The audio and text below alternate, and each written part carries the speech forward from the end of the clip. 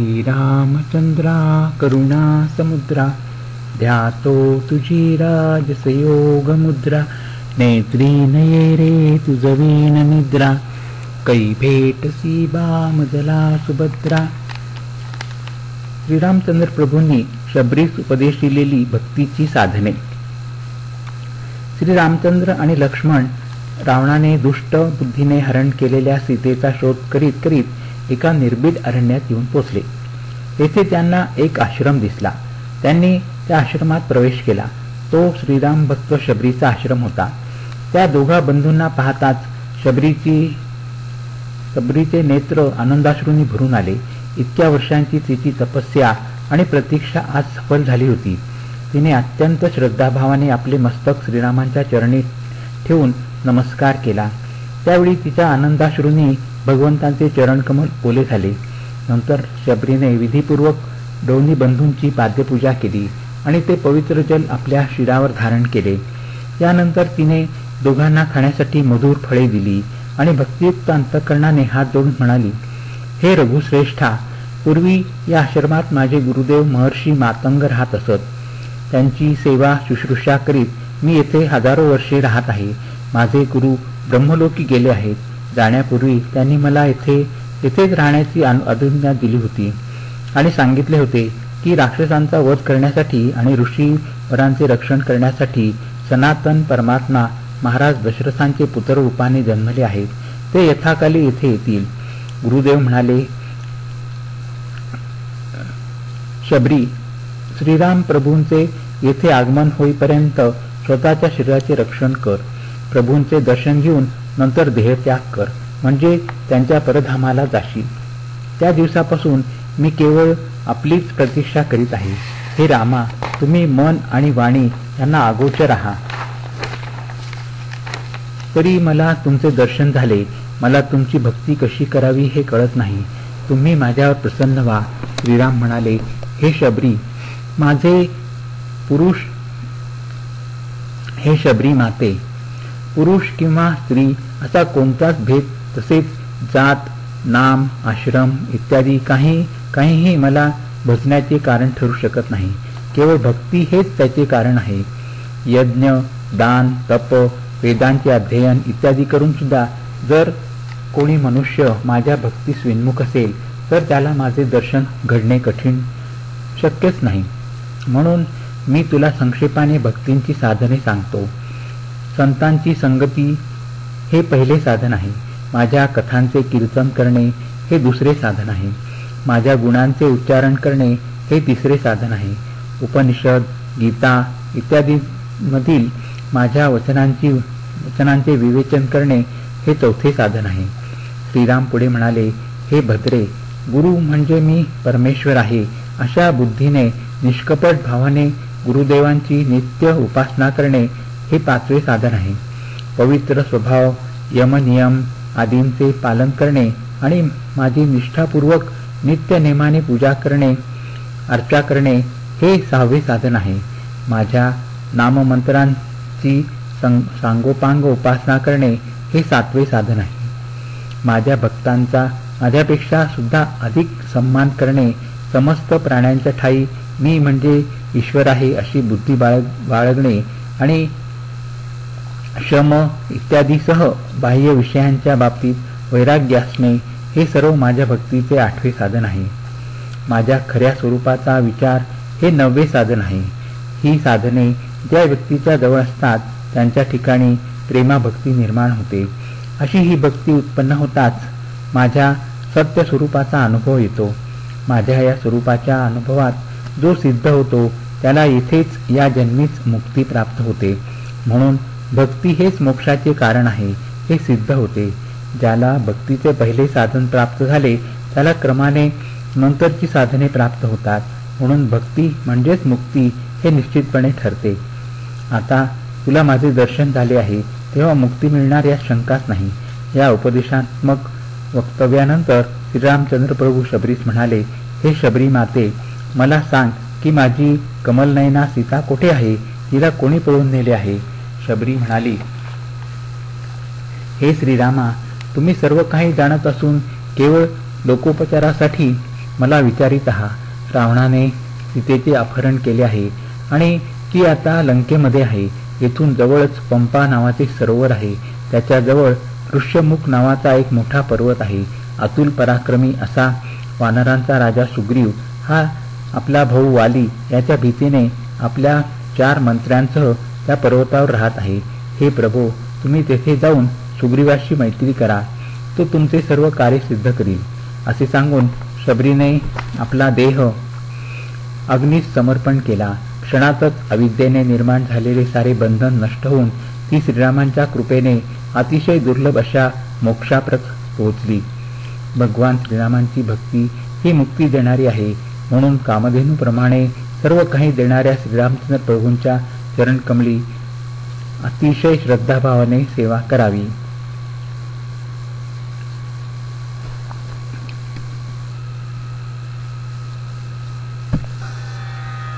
ती महातपस्विनी शबरी अवर्णनीय उत्साहानं श्रीरामांना सामोरी आली आणि म्हणाली, धन्य मी शबरी श्रीरामा, लागली श्री चरणे आश्रमा, लागली श्री चरणे आश्रमा, लागली श्री चरणे आश्रमा.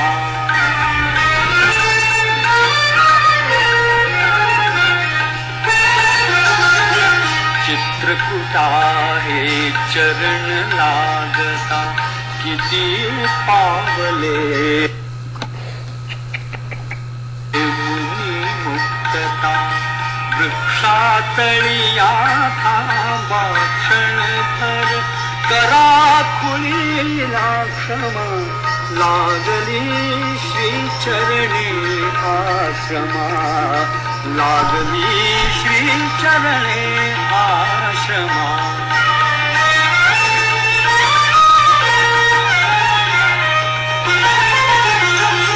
या चरणांच्या पूजे करिता, नयनी प्रगटल्या माझ्या सरिता, पद प्रक्षालन करा विस्मरा, प्रवासातल्या श्रमा, लागली श्री चरणे आश्रमा, लागली श्री चरणे आश्रमा.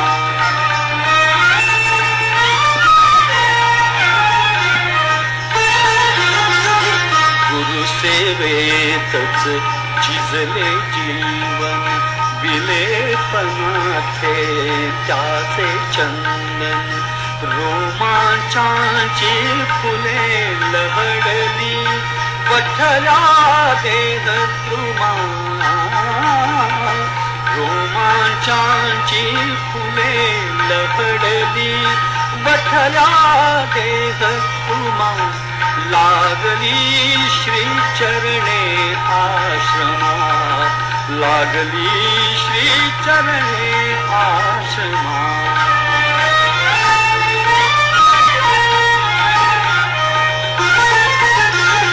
निज ज्ञानाचे दीप चेतवून, करिते अर्चन आत्मनिवेदन, अनंत माझ्या समोर आले, लेवुनिया नीलिमा,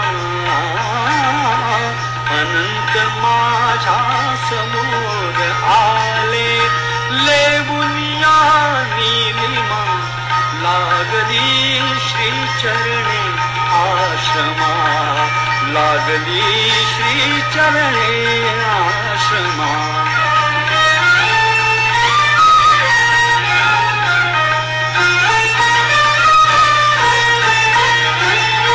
नैवेद्यापण काय देऊ मी, प्रसाद म्हणून काय घेऊ मी, आज चकोरा घरी पातली, उकेजली पौर्णिमा, आज चकोरा घरी पातली, उकेजली पौर्णिमा, लागली श्री चरणे आश्रमा, लागली श्री चरणे आश्रमा.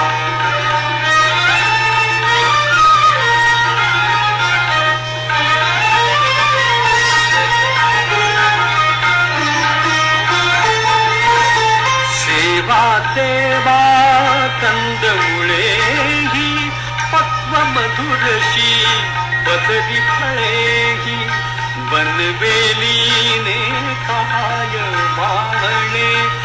बनवेलीने काय वाहणे यादून कल्पद्रुमा लागली श्री चरणे आश्रमा.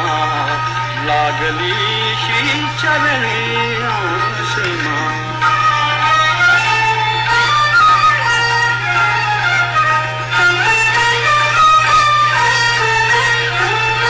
क्षते खगांची नव्हेत देवा मीच चाटेला स्वये गोडवा.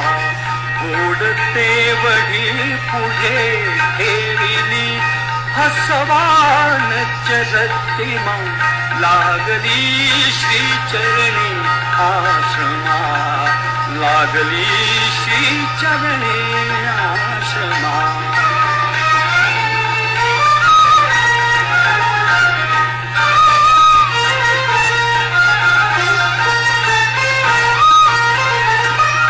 का सौमित्री शंकित दृष्टी अभिमंत्रित ती नव्हेत पुष्टी. या बदनीतर नित्य नांदतो. या बदनीतर नित्य नांदतो. वेदांचा मधुरिमा लागली श्री चरणे आश्रमा. लागली श्री चरणे आश्रमा. धन्य मी शबरी श्रीरामा. लागली श्री चरणे आश्रमा. लागली श्री चरणे आश्रमा. धन्य मी शबरी श्रीरामा असं अत्यानंदानं म्हणत म्हणतच शबरी अनंतामध्ये विलीन झाली. पुढे श्रीराम आणि लक्ष्मण ऋष्यमुख पर्वतावर आले. या पर्वतावरच राज्यपदभ्रष्ट झालेला कपिश्रेष्ठ सुग्रीव आपल्या हनुमंतादिक मंत्र्यासह लपून छपून वावरत होता. सुग्रीवाचा वडील बंधू वाली यानं त्याला किष्किंधा पार हाकलून दिलं होतं. सुग्रीवाची पत्नी रुमा हिचंही त्या पापकर्म्यानं बलानं हरण केलं होतं. राम लक्ष्मणांना दुरून पाहताच सुग्रीवाला वाटलं की हे दोन धनुर्धर वालीनेच आपल्यावर पाठवले असावेत आणि तो घाबरून मलय पर्वतावर पळाला. तिथूनच त्यानं हनुमंताला चौकशीसाठी पाठवलं. सचिवोत्तम हनुमंतानं श्रीरामांची भेट घेतली. प्रथम दर्शनीच श्रीराम आणि हनुमंत यांच्यामध्ये स्नेहभाव निर्माण झाला. हनुमंतानंच श्रीराम आणि सुग्रीव यांची भेट घडवून आणली. दोघांची समयोचित बोलणी झाली आणि यानंतर हनुमंतानं अग्नी प्रज्वलित केला. त्या अग्निसमक्ष सुग्रीव श्रीरामांना म्हणाला, साक्षी सव्योम पृथ्वी साक्षी स अग्निज्वाला सन्मित्र राघवांचा सुग्रीव आज झाला. सुग्रीव आज झाला सन्मित्र राघवांचा सुग्रीव आज झाला. सुग्रीव आज झाला.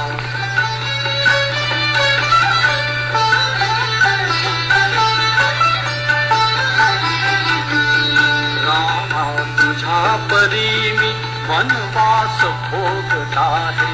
हनुमत मुखे तुला ते सात्यंत ज्ञात आहे.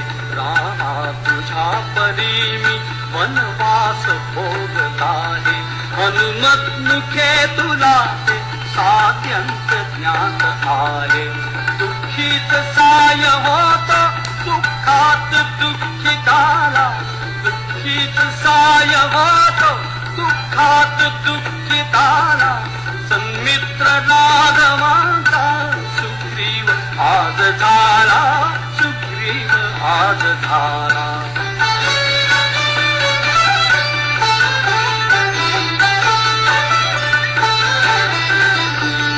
पंथ होय वैरी तुझ काय सांगू आर्या नेई हरून बाली माझी सुशील भार्या बंधूच होय वैरी तुझ काय सांगू आर्या नेई हरून बाली माझी सुशील भार्या बालीस राघवाच्या तू थाळ रौरवाला बालीस राघवाच्या तू थाळ रौरवाला सन्मित्र राघवाचा सुग्रीव आज झाला सुग्रीव आज झाला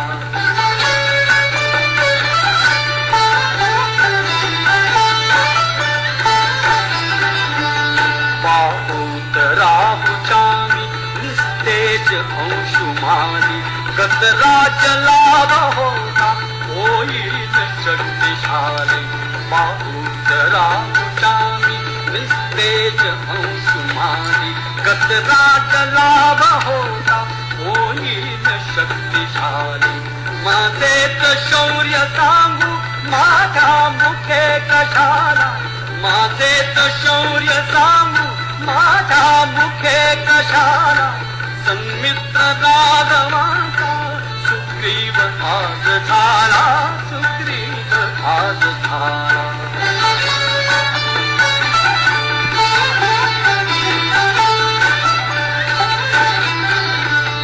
होता फिरून माझे ते सैन्य वानरांचे होतील लाख शत्रू त्या दुष्ट रावणाचे होता फिरून माझे ते सैन्य वानरांचे होतील लाख शत्रू त्या दुष्ट रावणाचे ते लंघतील सिंधू खणतील शैलमाला ते लंघतील सिंधू खणतील शैलमाला सन्मित्र राघवाचा सुग्रीव आज झाला सुग्रीव आज झाला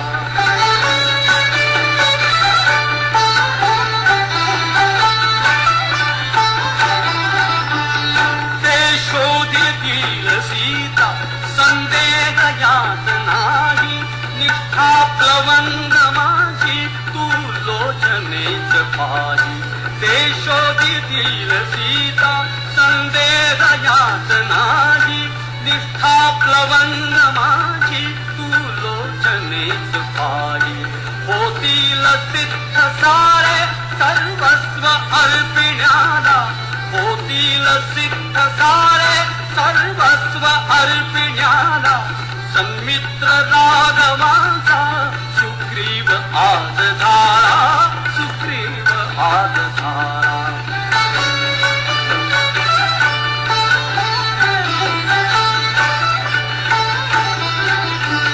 झालेच सख्य राम ते तो करी करावे आता कशात घ्यावे कोणा भयंकरावे झालेच सख्य राम ते तो करी करावे आता कशात घ्यावे कोणा भयंकरावे तू सिद्ध हो क्षमेंद्र बालीस मारण्याला तू सिद्ध हो क्षमेंद्र बालीस मारण्याला सन्मित्र राघवाचा सुग्रीव आज झाला सुग्रीव आज झाला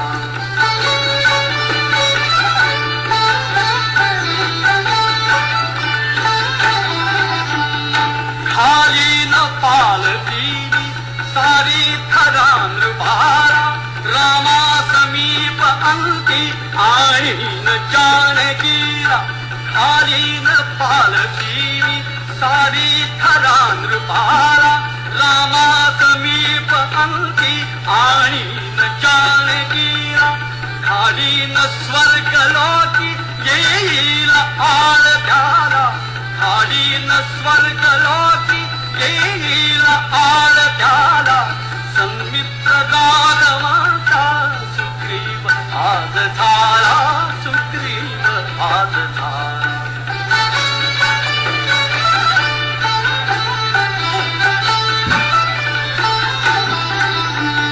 हनुमान ऐका मंत्री तुम्ही न माझे सुग्रीव एक मंत्री हे रामचंद्र राजे हनुमान नील ऐका मंत्री तुम्ही न माझे सुग्रीव एक मंत्री हे रामचंद्र राजे आज्ञा प्रमाण यांची आता मला तुम्हाला आज्ञा प्रमाण यांची आता मला तुम्हाला सन्मित्र राघवाचा सुग्रीव आज झाला सुग्रीव आज झाला सन्मित्र राघवाचा सुग्रीव आज झाला सुग्रीव आज झाला.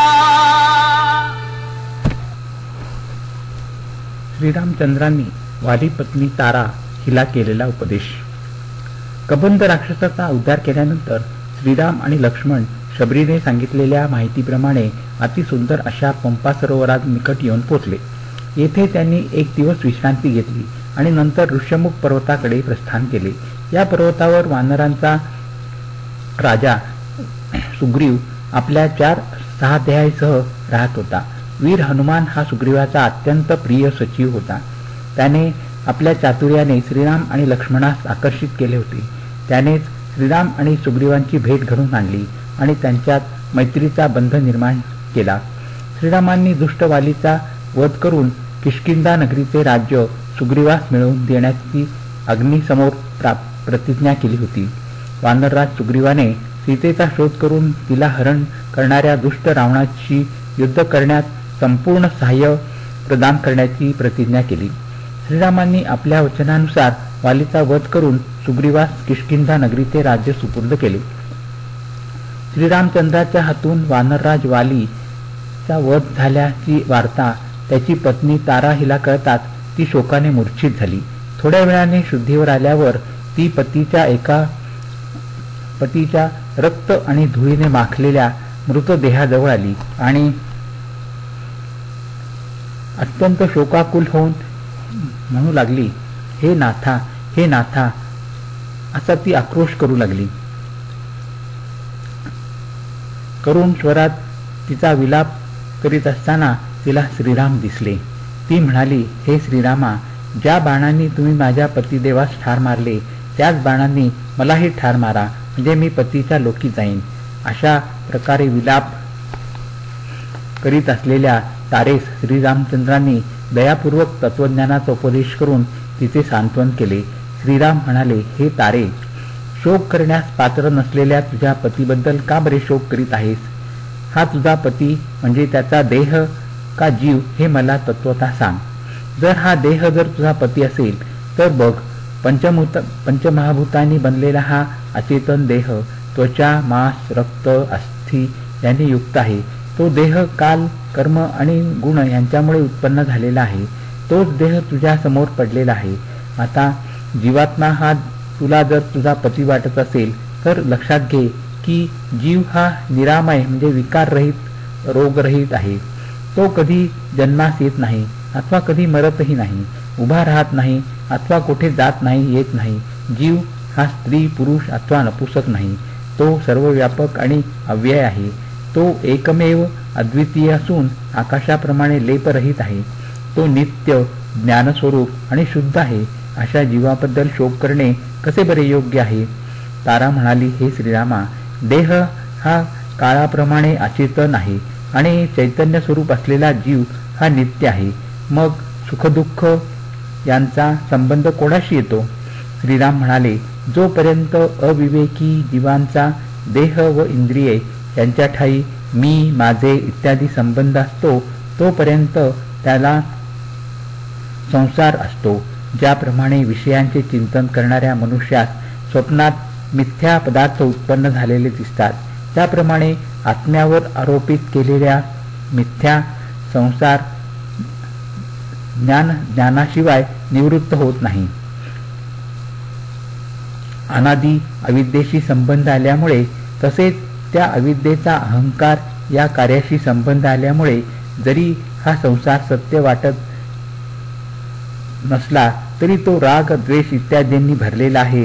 हे कल्याणी, हे कल्याणी, मन हेच संसार आहे आणि मन हाच बंध आहे. अनात्मा वस्तू असलेल्या मनाबरोबर एकाकार झाल्याने आत्मा मनातील सुखदुःखांच्या बंधनात पडतो. ज्याप्रमाणे शुद्ध स्फटिक मणी हा लाख इत्यादी रंगीत वस्तूंच्या सान्निध्यात आला असता तो त्या रंगाचा असल्यासारखा भासतो, परंतु खरे तर स्फटिकात ते रंग नसतात. त्याप्रमाणे बुद्धी आणि इंद्रिये यांच्या सान्निध्याने आत्म्यास बळजबरीने संसार येतो. स्वतःला ओळखण्याची खूण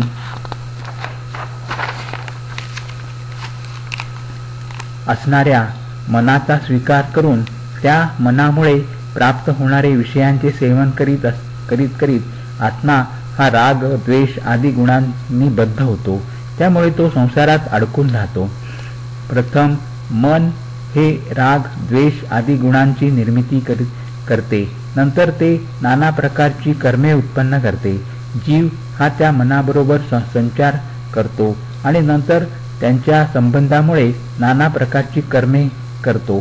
ती कर्मे शुक्ल म्हणजे जप ध्यान इत्यादी उत्तम कर्मे आणि लोहित म्हणजे काम्य कर्मे इत्यादी मध्यम प्रतीची आणि कृष्ण कर्मे म्हणजे अभिचारिक कर्मे इत्यादी कनिष्ठ अशा 3 प्रकारची असतात. त्या कर्मानुसार जीवाला उत्तम मध्यम आणि अधम अशा गती प्राप्त होतात. 6 प्रकारे कर्मांना वश होऊन जीव प्रलय कालापर्यंत जन्म मरण रूपी संसारात भ्रमण करीत राहतो. प्रलयाच्या वेळी सर्वांचा लय झाला असताना सुद्धा स्वतःमध्ये कर्ता भोक्ता रूप अभिनिवेशामुळे हा जीव आपल्या वासना आणि कर्मे यांच्यासह अनादि अविद्येच्या ताब्यात राहतो, मुक्त होत नाही. नंतर ज्यावेळी पुन्हा नवीन सृष्टीची निर्मिती होते त्यावेळी हा जीव असहाय्यपणे आपल्या पूर्वीच्या वासना आणि मन यांचेसह रहाटगाडग्याप्रमाणे पुनरुपी जन्मास येतो. नंतर ज्यावेळी त्यास पुण्याईने शांत सज्जन अशा माझ्या भक्तांची संगती लाभते त्यावेळी त्याची बुद्धी माझ्या ठिकाणी जडते. यानंतर त्याच्या मनात माझ्या कथा श्रवण करण्याची दुर्लभ अशी श्रद्धा निर्माण होते. त्यामुळे त्यास माझ्या स्वरूपाचे ज्ञान विनासायासच होते. त्यावेळी गुरुदेवांच्या कृपेने आणि तत्वमसी आदी महावाक्यांच्या अर्थाच्या ज्ञानाने तसेच स्वतःच्या अनुभवामुळे आपला आत्मा हा देह इंद्रिये मन प्राण आणि अहंकार या सर्वांपेक्षा संपूर्णपणे वेगळा असून सत्य आनंद स्वरूप तसेच अद्वितीय आहे असे जाणून तो जीव एका क्षणात तत्काळ मुक्त होऊन जातो. हे सत्यच मी तुला सांगितले आहे. अशा प्रकारे मी केलेल्या उपदेशांचे जो कोणी नित्य विचार करील त्यांना संसारातील दुःखे कधीही स्पर्श करणार नाहीत. श्रीराम पुढे म्हणाले, हे तारे, तू पूर्वजन्मी माझी उत्तम भक्ती केली होतीस म्हणून तुझ्या मोक्षासाठी मी तुला दर्शन दिले आहे. माझ्या रूपाचे ध्यान करीत मी तुला आता जे सांगितले आहे त्याचे निरंतर मनन कर. मग तू जीवनाच्या प्रवाहात प्राप्त होतील ती कर्मे करून सुद्धा त्या कर्मांनी लिप्त होणार नाहीस. एवढे बोलून श्रीरामांनी आपल्या वाणीस विराम दिला. श्रीरामांनी सांगितलेला उपदेश ऐकून तारा अत्यंत विस्मयचकित झाली. देहावरील अभिमानामुळे निर्माण होणारा शोक टाकून आणि रघुत्तमांना नमस्कार करून आत्मानुभवाने संतुष्ट झालेली तारा यथासमयी जीवनमुक्त झाली.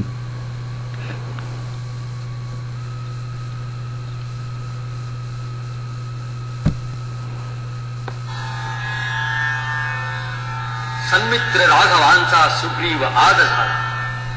अग्निसाक्ष सुग्रीवानं असं घोषित केल्यावर श्रीरामानेही सुग्रीवाला साह्याचं वचन दिलं. सुग्रीवाने वालीला युद्धाचं आव्हान दिलं. वाली आणि सुग्रीव यांचं द्वंद्व मोठ्या निकराचं झालं. परंतु ऐनवेळी सुग्रीव पराजित होतो आहे असं पाहताच श्रीरामाने एका वृक्षाच्या आडून एक बाण फेकला आणि त्या बाणाने मृतप्राय होऊन वाली धरणीवर कोसळला. आपण श्रीरामांचा काहीही अपराध केला नसताना त्यांच्या बाणाने आपल्याला मृत्यू येतो आहे असं पाहताच तो कळवळून श्रीरामाना म्हणाला, रामा, मी तुमच्या सन्मुख उभा नसताना एका वृक्षाच्या आडून तुम्ही मला बाण मारलात, यामध्ये काय पुरुषार्थ साधला? हा अधर्म तुम्ही का केला? आणि त्यावर प्रभू रामचंद्र उत्तर देतायत, सांगतायत, मी धर्माचे केले पालन, मी धर्माचे केले पालन, बाली वथना खल निर्धालन, बाली वथना खल निर्धालन, मी धर्माचे केले पालन.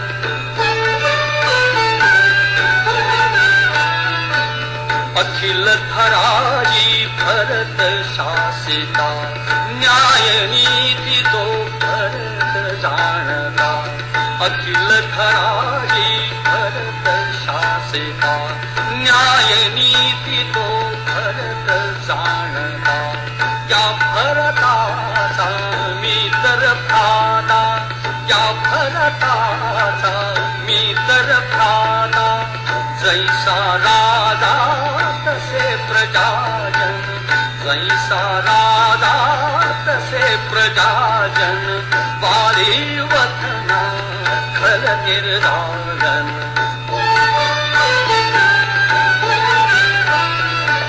शिष्य पुत्र वा कनिष्ठ भ्राता, धर्मे येते त्यास पुत्रता. शिष्य पुत्र वा कनिष्ठ भ्राता, धर्मे येते त्यास पुत्रता. तू भ्रात्याची हरिली कांता, तू भ्रात्याची हरिली कांता.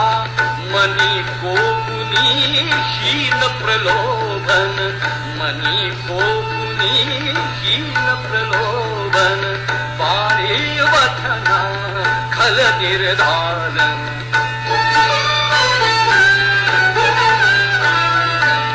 पुत्र पुतळा मूर्त मदाता, सुयोग्य तुझा दंड बधाता. पुत्र पुतळा मूर्त मदाता, सुयोग्य तुझा दंड बधाता. अंत असा विषयांखाता, अंत असा विषयांखाता. मरण पशुते पारथ होऊन, मरण पशुते पारथ होऊन, बाली वथना खल निर्धारण. मी धर्माचे केले पालन.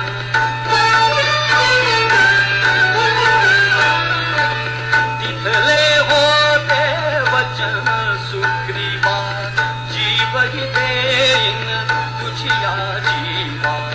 तिथले होते वचन सुग्रीवा, जीव हि देईन तुझिया जीवा. भावास्तव मी पथिले भावा, भावास्तव मी पथिले भावा.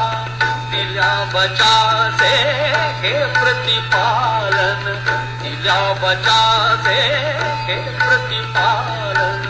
बाली वथना खल निर्धालन.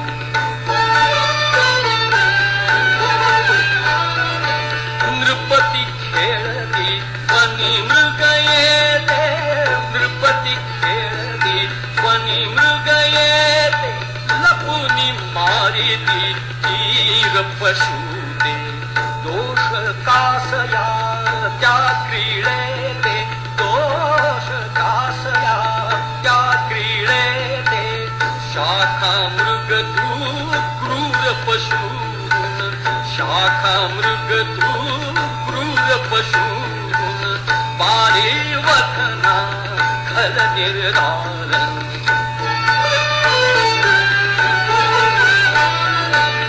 अंत्य घडी तुझे करो मोक्षदा, सांभाळीन मी तुझा अंगदा.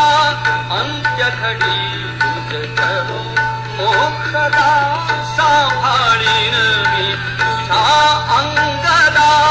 राज तुझे हे की किष्किंधा, राज तुझे हे की किष्किंधा. सुग्रीवाचा करी समर्पण, सुग्रीवाचा करी समर्पण. बाली वथना खल गिरधारण मी धर्माचे केले पालन वाणी वथना खल गिरधारण मी धर्माचे केले पालन. श्रीरामाने वालीचा वध केला. किष्किंधेचं राज्य पुन्हा सुग्रीवाला प्राप्त करून दिलं. रुमेचं आणि सुग्रीवाचं मधुर मिलन झालं. राजविलासात रममाण होताच सुग्रीवाला रामकार्याची विस्मृती झाली. लक्ष्मणानं संतापून त्याला कर्तव्याची आठवण देताच त्याचे डोळे खाडकन उघडले आणि त्यानं सर्व वानरगणांना निमंत्रणे केली. सुग्रीवाच्या आज्ञेनुसार कोट्यवधी वानर एकत्र जमले. सुग्रीवानं सीता शोधार्थ ते अष्टदिशांना पाठवले. श्रीरामानी हनुमंत या वीरश्रेष्ठ वानराजवळ आपल्या बोटातली एक मुद्रिका दिली. त्याच्याच हातून सीता शोधाचं कार्य निश्चित होईल असं त्यांना वाटलं.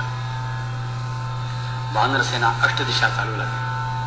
दक्षिणेकडे गेलेल्या पथकात हनुमान, नील, अंगद, तार, जांबुवान इत्यादी वीर होते. अपरंपार शोध करूनही सीतेचा ठिकाणा काही सापडला नाही. तेव्हा ते कपिश्रेष्ठ हतबुद्ध झाले. वालीपुत्र अंगद तर अगदी निराश झाला. सुग्रीवानं दिलेली महिन्याची मुदत टळून गेली. तेव्हा ही सर्व मंडळी एका पर्वतावर येऊन हताश बसली. तेवढ्यामध्ये संपाती नावाचा गधराज त्यांच्या समीप आला. तो जटायूचा भाऊ आणि दशरथांचा मित्र निघाला. संपाती म्हणाला, मला येथूनच जनककन्या आणि रावण दिसत आहे. मला चक्षुष्मती विद्या अवगत असल्यामुळे मी हे पाहू शकतो. सीता लंका नामक सुवर्ण द्वीपावर रावणाच्या अंतःपुरात बंदीवान आहे. क्षार समुद्राच्या अथांग पाण्याचं उल्लंघन करण्याचा काही उपाय शोधा. अंगदाधिकांनी पुष्कळ विचार केला. समुद्र उल्लंघावा कोणी? शेवटी जांबवान उठला आणि निश्चयानं म्हणाला, तरुण जो जाईल सिंधू महान, तरुण जो जाईल सिंधू महान, असा हा एकच श्री हनुमान, असा हा एकच श्री हनुमान. तरुण जो जाईल सिंधू महान, तरुण जो जाईल सिंधू महान, असा हा एकच श्री हनुमान, असा हा एकच श्री हनुमान.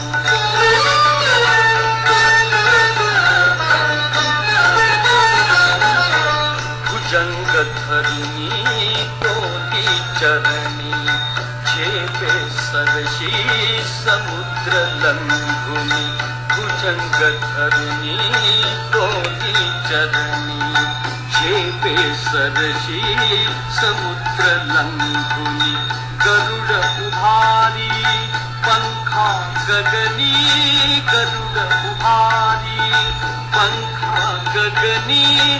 करुणागुण बलवान, असा हा एकच श्री हनुमान, असा हा एकच श्री हनुमान.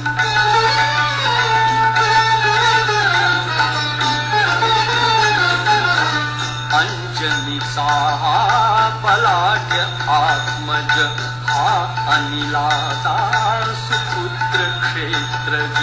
अंजनीचा हा बलाढ्य आत्मज, हा अनिलाचा सुपुत्र क्षेत्रज.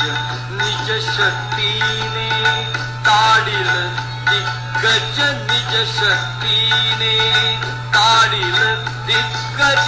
बलशाली धीमान, असा हा एकच श्री हनुमान, असा हा एकच श्री हनुमान.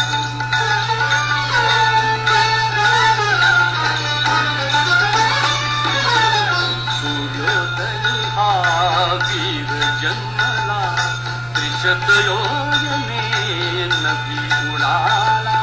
सूर्योदयी हा वीर जन्मला, त्रिशत योजने नभी उडाला. समदुनिया फळ रवी बिंबाळा, समदुनिया फळ रवी बिंबाळा. धरू गेला भास्वान, असा एकच श्री हनुमान, असा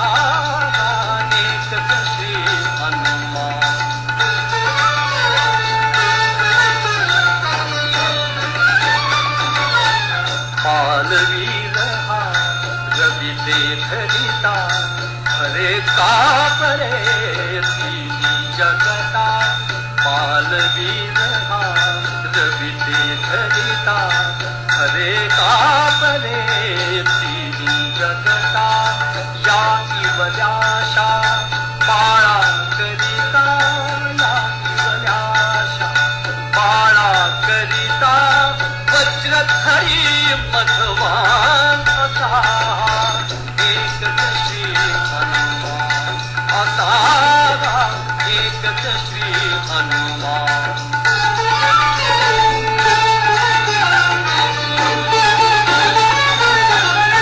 देवेंद्राच्या वज्राघाते करा दुखापत होय हनुते देवेंद्राच्या वज्राघाते करा दुखापत होय हनुते कोप अनावर येई वायुदे कोप अनावर येई वायुदे थांबे तो गतिमान असा एकच श्री हनुमान असा एकच श्री हनुमान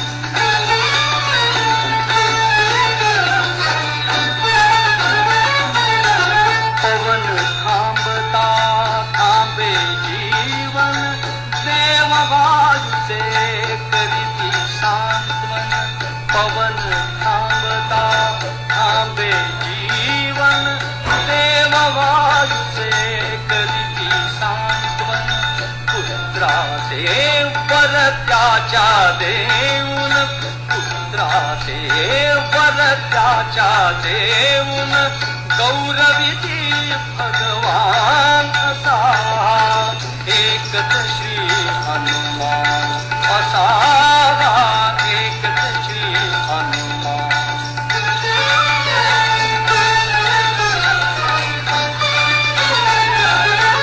शस्त्र न छेदिल या समरांगणी विष्णुवराने इच्छा मरणी शस्त्र न छेदिल या समरांगणी विष्णुवराने इच्छा मरणी ज्याच्या तेजे दिपे दिनमणी ज्याच्या तेजे दिपे दिनमणी चिरतर आयुष्मान असा एकच श्री हनुमान असा एकच श्री हनुमान